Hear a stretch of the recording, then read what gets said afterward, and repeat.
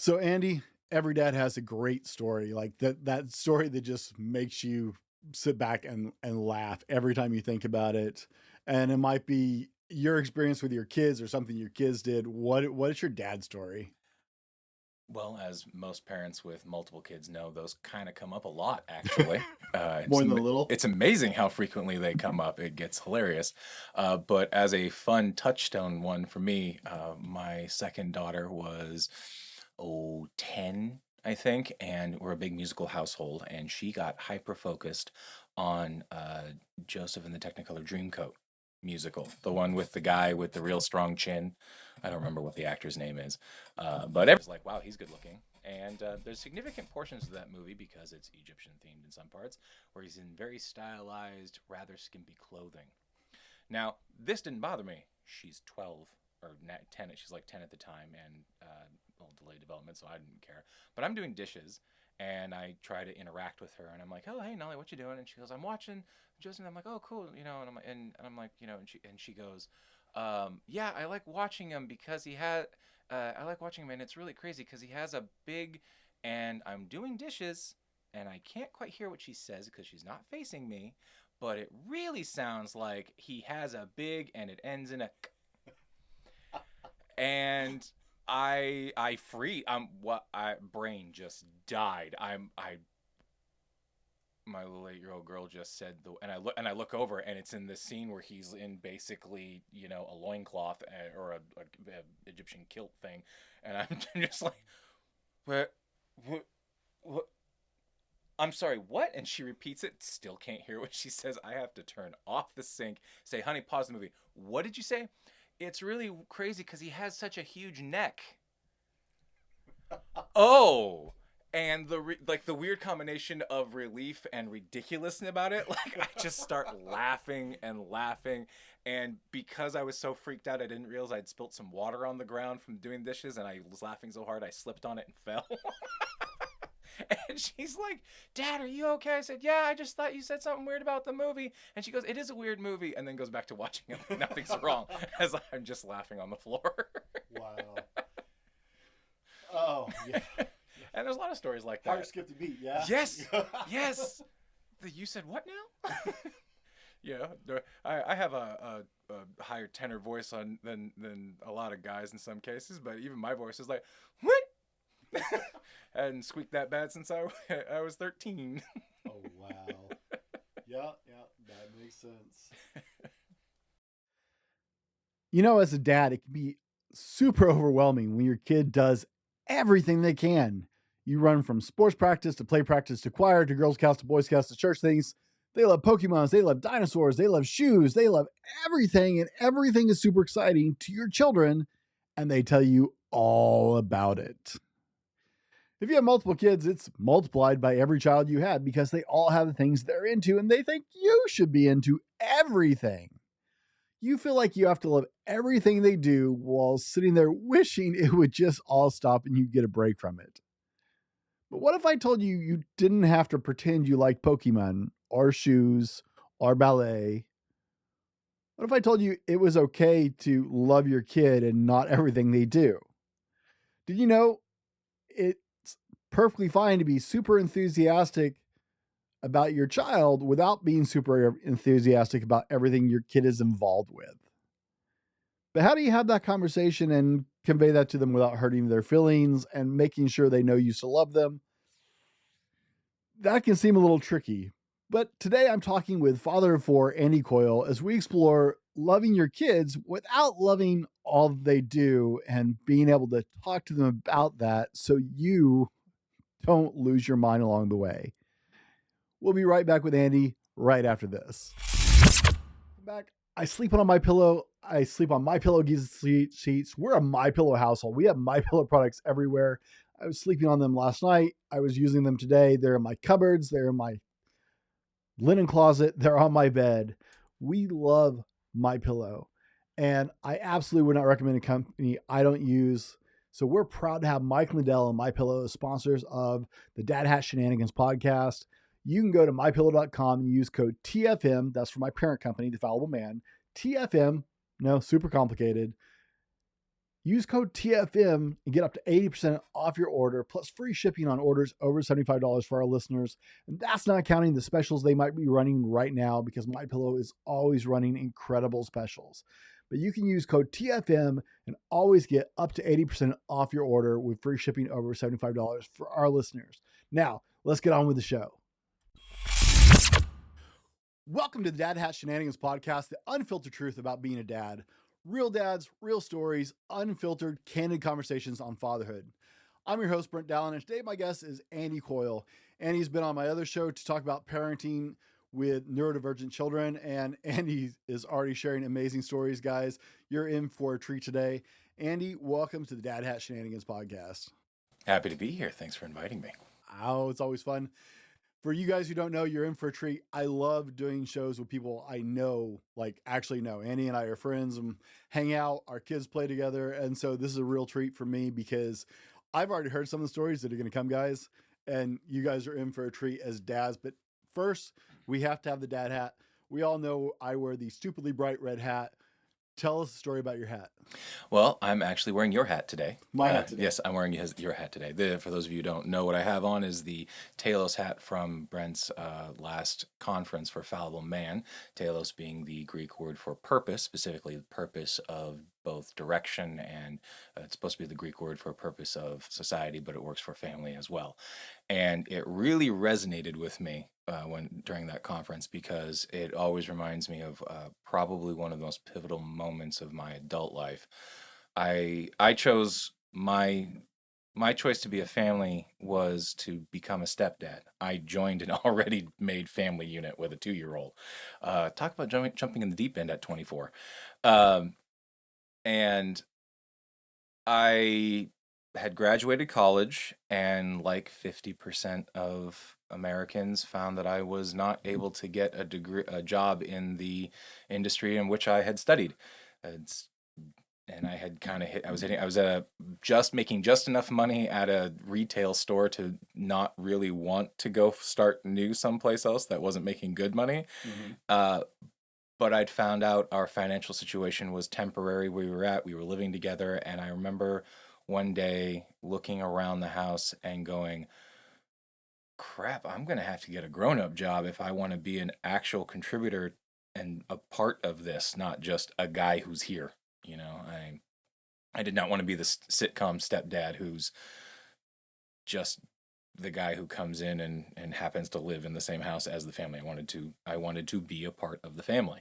So it was my decision that if I'm going to, have the purpose, and I don't know is the best way of putting it, of being a part of that family, is I needed to go out and find a job that's going to actually allow me to support the family. And that's basically been my goal, my purpose, to be the rock to support my family has been my purpose since then. Excellent. How many kids? 4, with a very wide range. I have a 6-year-old boy and a 10-year-old girl and a 14-year-old girl and a 17-year-old girl. The whole range of options.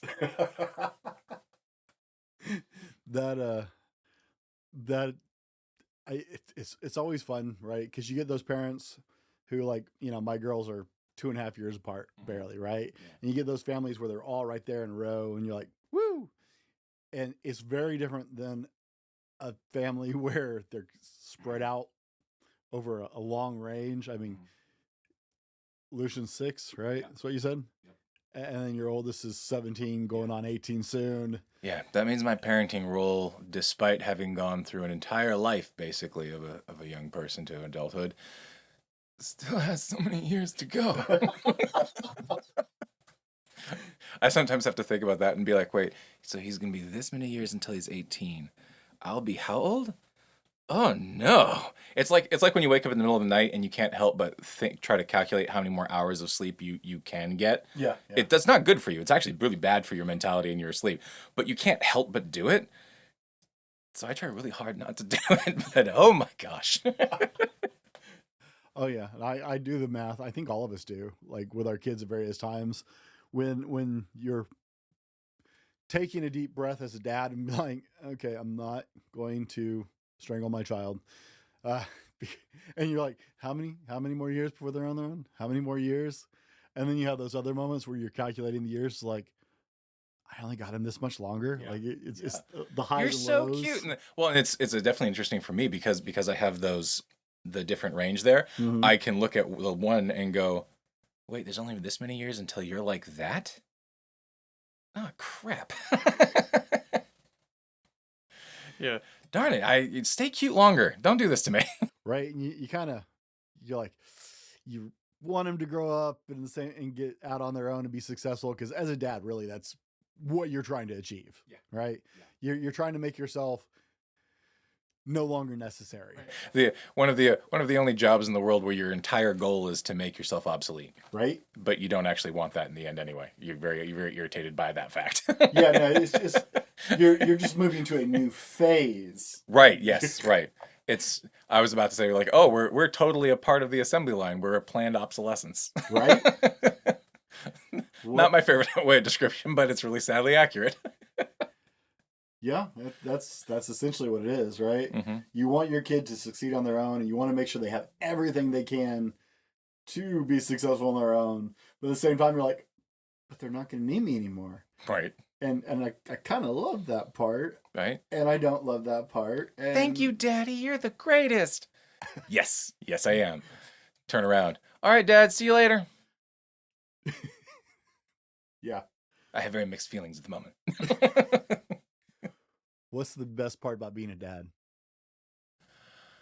Oh, there's so many. My favorite part of being a dad is when the kids. This is really selfish of me in this particular one. Okay, so it's not the one that most people would say, but actually my favorite part about being a dad is when my kids are absolutely sure that I'm going to be able to do something for them. Not like, oh, Dad will do this for me. I mean, like, oh, we need to figure this out. It's okay, my dad will figure it out. My dad will know how to do that, or he'll know how to figure it out. And the number of times that they do that sort of thing where they are talking to somebody else and they're like, oh, Dad can figure it out. Daddy has it. Now, admittedly, at the time, I'm like, really? I don't have that hat, okay? I don't know how to do that. But I can't just be like, well, your entire plans that you've been basing everything on, go throw those away. I can't do that. I have to figure it out. So I do. And then when they're like, see, Dad, this is so great. Thank you so much for helping with this. This is wonderful. I'm like, you're welcome. That's a great moment for me, and I really enjoy it when they do that. Admittedly, sometimes since there's 4 of them, for those of you who don't understand, percentages matter. Your child will ask you to help them this many times out of this many. But when you have 4, oh no. That's why we wear so many hats. Oh my gosh. You know, one of the magic things about dads, though, is what you said. It's like, now I got to figure it out. Mm-hmm. Dads don't ever respond with, no, I can't do that. It's always, all right, let me figure out how to do that. Let me see if I can figure that out. I'll make it work. We'll get it figured out. Right? Exactly. And that still might include, like, you know what? I need to call so-and-so and get their help on this. Right.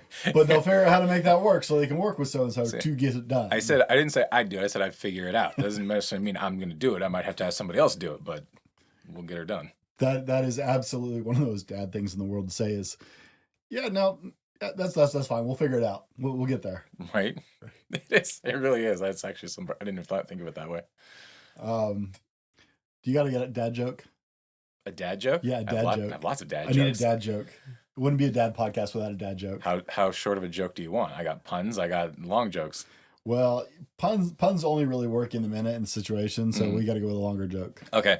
Some of you may have heard this joke. So, how appropriate am I allowed to be? Will I talk about booze? Is that all right? No, that's fine. Okay. I don't know. Some places have weird rules. So a guy visits, Unfiltered. right? Remember, in the title. Oh, that's right. It's true. Huh? So a guy visits a city. He's a rural guy, but he's visiting a city for a job, and he finds out that the coolest place in town is a bar that's on top of like a super high skyscraper.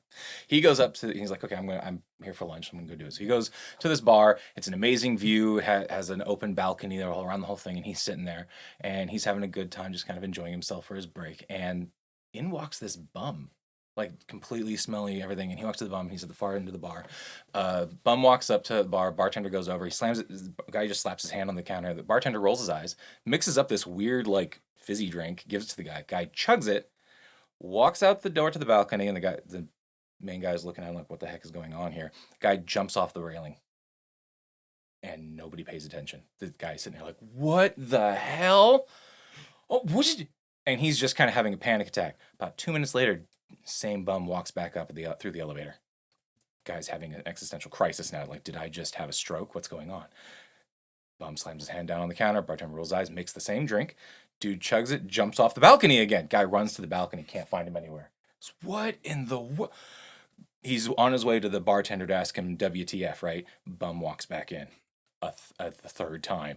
And the guy's like, what? You and the guy goes, oh no, man, this bar makes a great drink. It's like magic. You ask for the bubbly. The guy will make it. You drink it, jump off the balcony and hold your breath and you float down to the bottom. And the guy's like, seriously? And the bum goes, third time in here. And the guy goes, okay. Goes to the bartender, I want the bubbly. Are you sure? Yes, give me the bubbly. All right, mixes in the drink. Guy chugs it, jumps out the balcony, falls to his death. The bartender turns to the bum and says, you're an ass when you're drunk, Superman. Oh my goodness.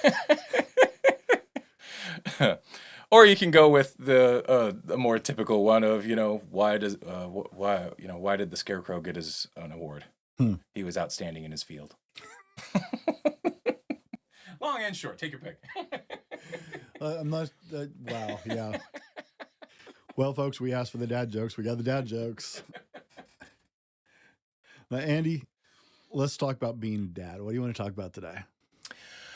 What I thought we could talk about was the difficulty of being of a dad when you have kids and their interests and what they want to do, what they're wanting to deal with, and the things that they want to be successful in and whatnot, and you're trying to help them, and you just don't actually care about what they're doing specifically. Like, let's all be honest, the dance recital, or in my kid's case, theater, music, choir, all those things. Don't get me wrong, there is a level of entertainment from them singing. Sometimes, depending on, let's just say some people have more talent than others. But like, if your choice was that or something else and there were no repercussions, you'd choose something else, or go to a professional thing. It's not like you want to go watch insert age range here singing. The recorders, the stupid recorders. They need to ban those from schools. I don't understand those at all. Okay, I was in band in high school. I have heard. Okay, you want a band joke? Sure. How do you get two piccolo players to play in tune? Oh. Shoot one. As a band person myself, I can understand that. So with that joke in mind, I would still rather listen to the two piccolo players try to play in tune than a room full of 6 to 10-year-olds playing the recorder. I've never understood the whole recorder thing in school. Like, theoretically, I still have mine. Theoretically, okay, with a wife who is all about the music and the teaching of everything like that. Okay, so the philosophy is the recorder is the easiest instrument to get sound out of without screwing it up with the minimum amount of practice necessary. Theoretically, in most people's opinion, when you do screw it up, it sounds like a cat trying to do live surgery on another cat, frankly. But it's just anyway, back to the point was that you do all these things and the kids are like, oh, this is so great, or your kids want you to go to either their sporting event or they have some kind of project that they're working on that they're really excited about, and you have to help them, and you have to not let them know that you don't actually care about the thing that you're working on. I mean, you're invested. You know, as all guys know, there's a difference between caring and investiture in what you're doing. I'm invested in working on this. We're doing it great. But my actual level of give a darn is, well, that's a really deep well it's thinking through. I don't actually know how deep that goes, but Well, yeah, you're invested in your kids' success. You're invested exactly. in them You know, I'm super doing stoked. things to make them happy. I'm stoked that they're excited. I'm happy that they're helped when they're completing it and they're doing it or they're done with it and they're like, this is so great. I'm like, yeah. They're going to want to keep talking about it.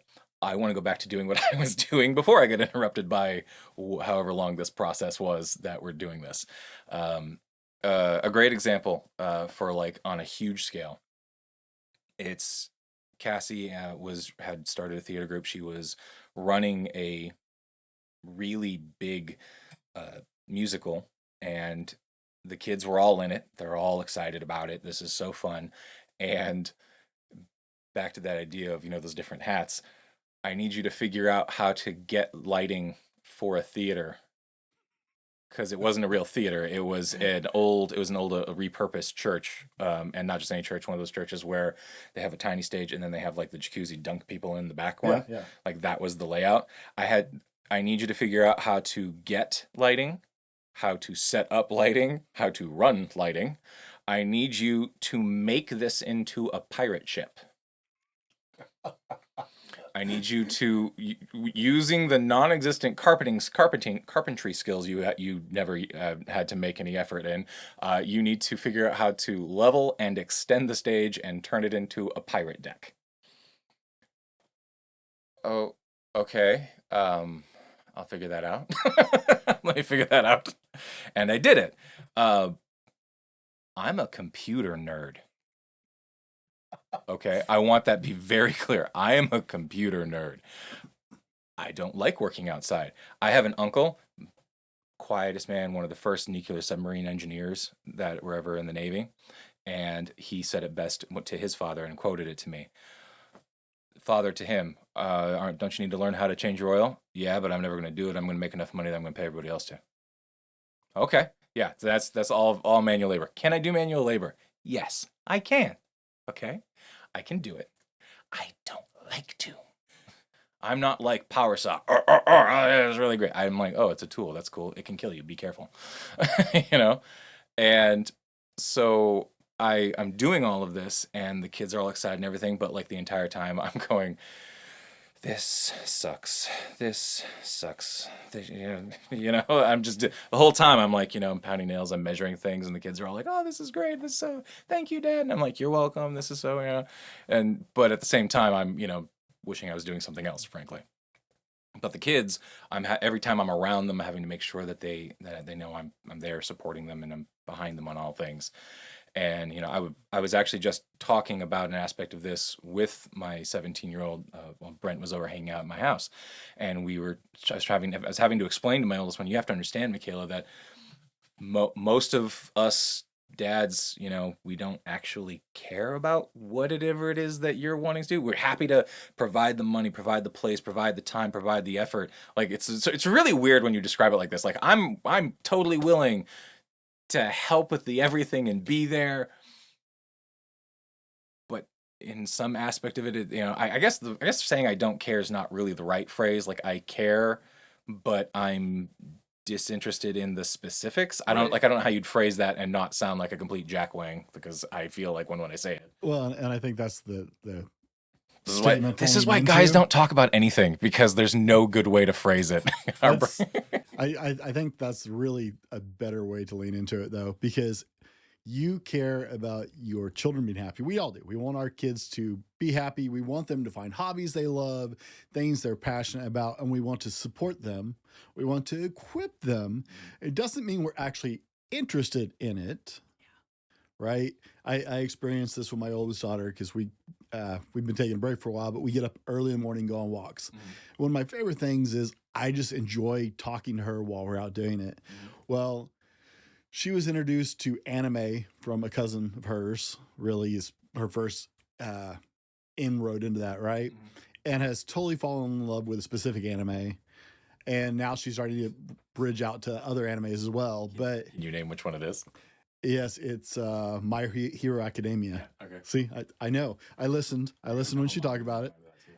But we were out walking one day, right? And we were doing a fundraiser to raise money for Stop Soldier Suicide, and so we're out having to rack up X amount of miles a day to hit our monthly goal to raise funds. And she's telling me about this, and we're walking along, and I hadn't said anything in a while. She's like, "I can stop talking about it." I was like, "No." She's like, "Well, I know you're not really interested." No, but you love it, and I love listening to you talk about it. I don't ever want to sit down and watch it. I don't actually, I'm not interested in that. However, I love that she loves it and is into it. And I would sit there and did for several miles for multiple days in a row, listening to her tell me every detail. I don't ever have to watch it. I know the whole story because I heard the whole thing. And it was interesting to hear her passionately talk about something because it was really her first big, like, personal interest, right? Her thing, nothing else, not an input from me or from anybody else. Like, it was her thing, right?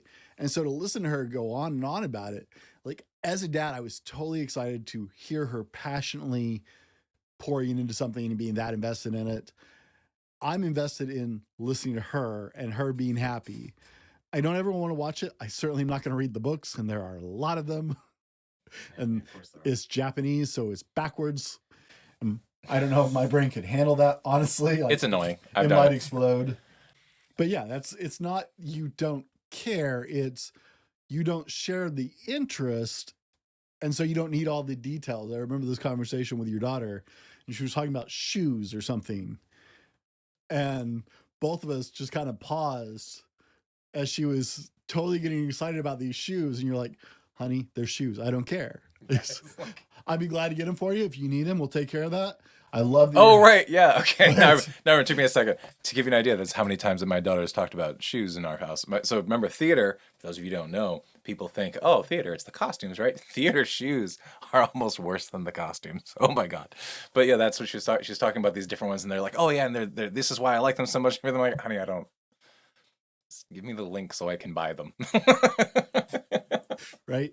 I need the details. I need the link for where they are, what size you need them in, what color you need them in, if there's more than one option on the website. Oh, God. When you need them by. Yeah, my house. Get me these. Okay, cool. 5 minutes later when I finally get around to it. Which one? There's like 7 on here. The one I have highlighted, there's no highlight. Okay, and this one, 5 minutes later. Cool, all right, let's have other options. Well, can't you just figure it out? No. I don't even know what my shoe size is, let alone what any of yours are. Well, you have 4 kids, so you have lots of shoe sizes to keep up right with. And they keep changing. You think that it's hard figuring out what your shoes are. Oh my God. And then it's the same problem that, all shoes, it depends on the brand. It tells you which size they are. Usually it's like within a range. Women's shoes are so much worse. They're so much worse. Oh my God, they're so much worse. And then you're just like, oh no, I need these ones. No, this is too high of a heel. No, this is too wide. This is too hard of a base. This one has the wrong tread. Why does the tread matter, Brent? Why does it matter? I don't understand. And they tried to explain it to me. I was willing to listen. I'm a smart guy. I'm a person that always believes that if I understand what people are talking about, I can better assist them with what's going on. I may not care deep down, but I accept the importance of information. Still don't know. Nobody could. They get different answers, but they all agreed it was important. If you guys are joining us, whatever platform you're on, if you're on the podcast, you may not be on one where you can leave comments. If you're on YouTube or Rumble, dads, sound off in the comment. What is that thing that your kid is totally invested in? And you're like, sure, I'll help you with that. But you're not interested in it. You're interested in your kid being interested in it. Tell us what that thing is, because I get we're going to have such a crazy variety of answers for this. So, Andy, here's the big question. Actually, do you know what's an important distinction, though, that should be made? There's a difference between being in your child's interest in it and enthusiasm. Because when they're young, it's just enthusiasm. It's not actual interest, except for like some weird things. All little boys know every dinosaur name. I don't I can't say them, but my 6-year-old who has a speech problem can say dinosaur names, but I can't. My girl could. I have no, it's right. I think every kid hits that phase, the But dinosaur like, phase. here's an example of the difference there, right? I'm a nerd. When I was a kid, Pokemon came out. I was super into Pokemon. I could name all the original 151 Pokemon. I knew the game when the card game came out. I started playing that. I nerd. I know. Sorry. Um, my 6-year-old is so into Pokemon. Do you have any idea how much I don't care about Pokemon now? I thought I cared about Pokemon. I was wrong. The 6-year-old cares about Pokemon. The 6-year-old cares about Pokemon. I can tell that it's just enthusiasm because he can retain some of the information, so that's why he's enthused about it. But it's not really passion or real interest in it. Maybe it'll turn into that when he's older, but right now it's just they're crazy fun things and he can remember the names of them. And that's it. And there's a difference between that, which I don't want to hear about. That one turns into me like in one ear and out the other after a while. Really? And then you like try to catch a word here. Oh, I can fly. Oh, that sounds really powerful. Oh, okay. That kind of thing. Versus when I hear the 14 or the 17-year-old talking about something and they're like having an actual discussion about why the whys of this and how this person feels and I can't believe this sort of thing happened. That level of actual interest and passion behind it, that's really fun to listen to. That's fun because especially since you could like throw a bomb in there and watch as their little brains explode when they're like, oh, and this, for those of you who don't know, a big thing in anime is that there's always characters who are the cool one and they're so tragic and da da da da and all of the little girls love them for some unexplicable. It's the person that you and I as American men would be like, so you push that person off a bridge, right? Because that person needs to stop, like in all ways. But it's really funny when the creators try to have like realistic backstories for like why they turned this way, and then the kids are all like, oh, this, that, and the other, and then you throw like a knowledge bomb, like, well, actually, no, normal people who behave that way this way. So if he's acting this way, that means that this is really how he's thinking and acting. This is psychology. This is what it is. And watches, they're like, no, you're ruining my Sasuke. They're all teen melodramas. That's what they are.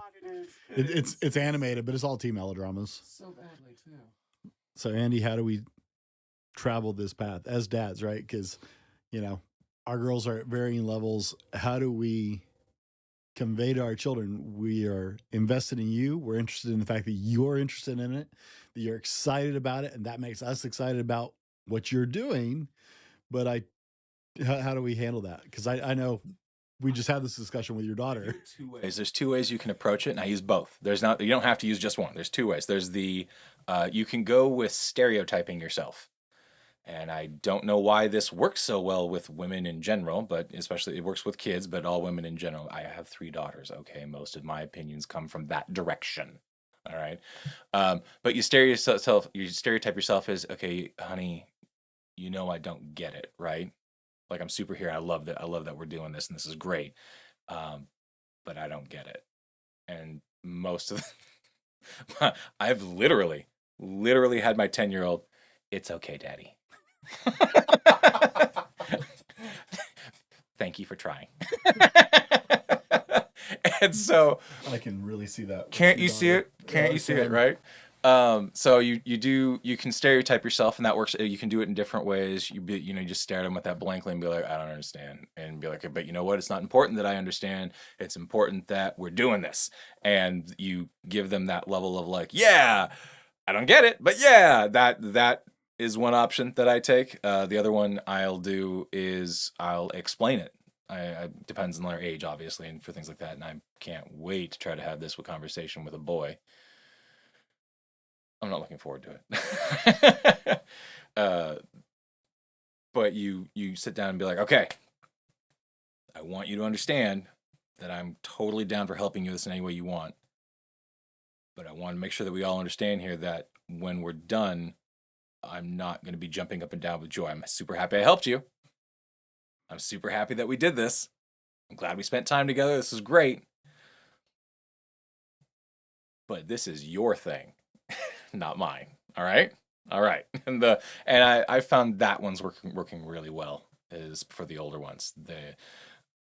it is the worry that they might. I don't want them to think that like dad doesn't care, and I try to make sure they know I care.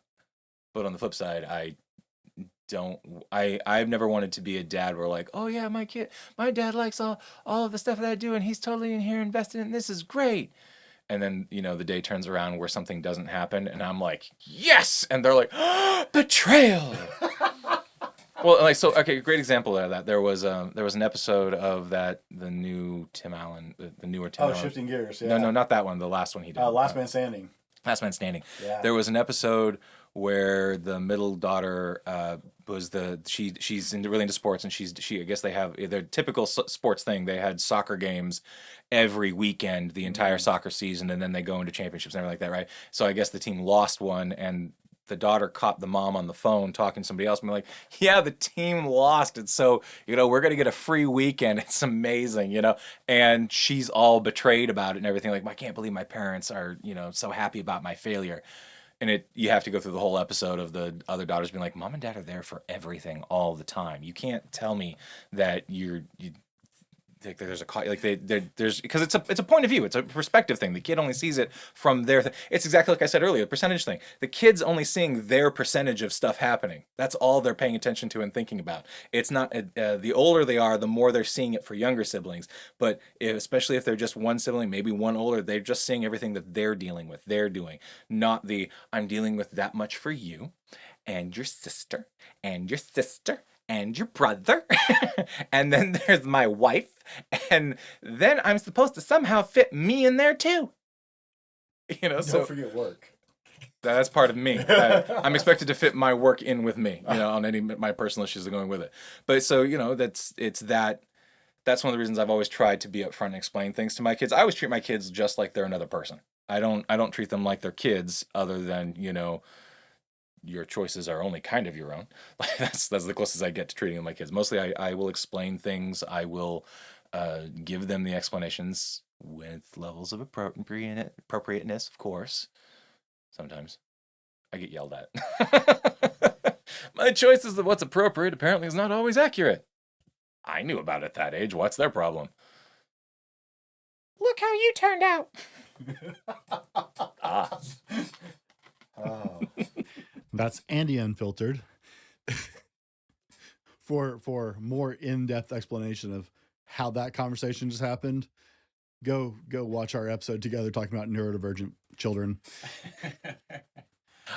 Full disclosure, I not diagnosed officially, but I took the tests along with one of my daughters, and there are implications about myself that lead to the unofficial diagnosis of I might not be neurotypical. Oh no. Right? The world's going to stop. Oh, guys, there are so many things in being a dad, and we're all trying to figure it out.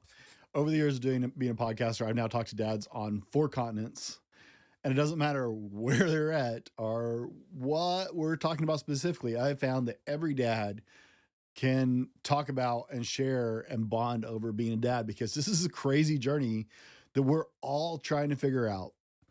So I know you guys, like, there are people listening right now or watching this on whatever channel going, dude, I totally get what they're talking about. That's one of the great things. You will not find other fathers who are just like, no, we can all get together over being a dads. And it's one of the great things. It's the great brotherhood of being fathers, is we're all just going, right. You start looking at your own life. It's like, did my dad understand this? Did my dad feel this way? There's no like, no, right. And you're questioning, like, did I do that? Huh. Right. You start to look back at your own childhood and like, well, my parents were better people than I thought they were, because they put up with my crap. It's the old joke that I don't know if it's really a joke, but it's something that's been more common pointing out in social media, is you realize that there's no such thing as a real adult. There's there was a psychologist that came on. I was watching an interview with that he was playing. He says, there's no such thing as a real adult. I put out a whole book about it. But there's just, as you get older, you learn to just have to figure it out. And that's for guys, that's just our mentality, so it's easier for us in that regard. But there's no such thing as being a real adult. There's just varying levels of panic, I guess. Either you have enough experience and mental fortitude to not panic when stuff happens and just figure it out and fix it, or you don't, and stuff and stuff happens. Like that's how it works. It's just like we were talking, same conversation with my oldest. We were talking about that. The people people like to talk about, oh, what's the most important experiences that you can have as you get older, and that you should look for and everything like that. And it's really funny to me that nobody talks about what the most important one is, and that's just the everyday. Having more and more everydays. Just the same normal stuff that happens every day. It'll be a little bit different because different things happen every day, but just the same stuff you deal with every day. Because then when crazy stuff happens, you realize and recognize how little that matters. Nothing in life matters unless you make it matter. And so, my car just broke badly. Tried to light on fire.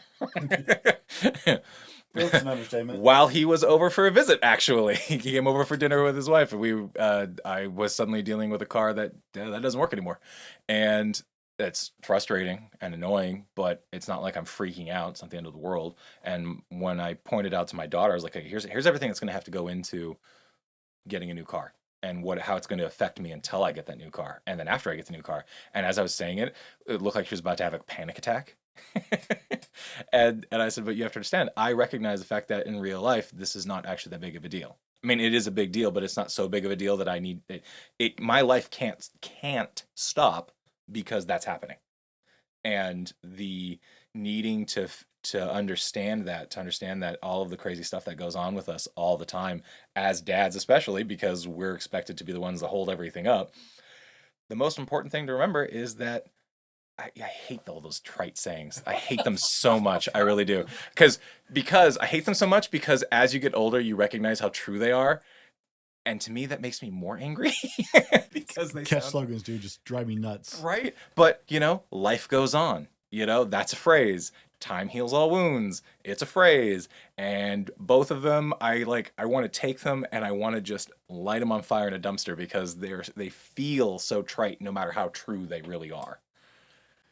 And all the personal development stuff I do in my other show and working with guys, like I hate the Tony Robbins's of the world, not because and it's no shade on Tony Robbins. Like he's helped a lot of people. I have respect for the man, but he is so good at like the catchphrase and like the cliche, the sound cliche, but everybody can quote them. Yeah. Right. Sound bites. The world has resulted in turned into just a series of sound bites. They drive me insane. I absolutely hate those. But I also can't argue with them so often. So yeah. Any final piece of wisdom you want to share with other dads out there? Ambushed him with this one. Sorry.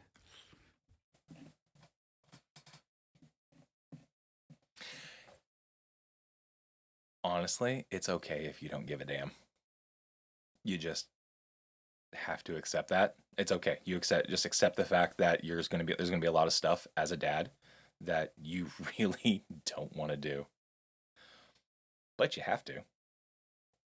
And you take a moment, you take a breath, you put the smile on, and you go, all right, let's do it. The important part is to focus on how happy your kid is going to be after you've done the thing that you don't want to do. And if you think about that, it makes doing the thing just another thing that you're doing. It's no different than being assigned another task at work, no different than another chore that you realize that you're going to have to do. You sigh, you do it, and you're happy that you got it done. But with the kids especially, it's okay to not care in the sense that, you really wish you didn't have to do it. But just always remember that your kids are going to love it. And you never know when one of those things that you just grit your teeth and push through is going to be one of your kids' core memories. You never know when they're going to look back and be like, yeah, I knew my dad.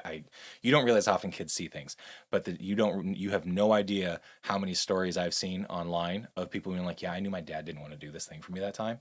He didn't know that I knew all this. I'd heard about it and talking about all the stuff he had to get done or whatnot, or he didn't realize it. And he still went ahead and helped me with that. And I'll never forget it. And the number of times that comes up, So it's okay to be frustrated.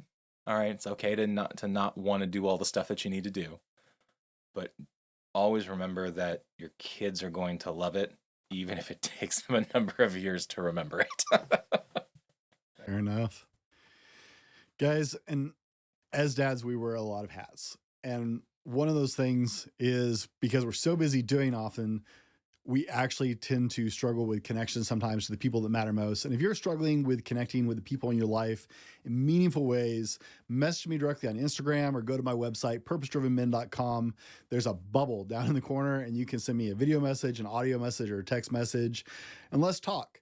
My Relationship Titans coaching program may be exactly what you need. It may not be, but let's talk about what you need so you can connect more meaningful with the people that matter in your life and live the life you want to live. With that said, guys, thanks for joining us today on the Dad Shenanigans podcast, a community of dads navigating life's challenges together.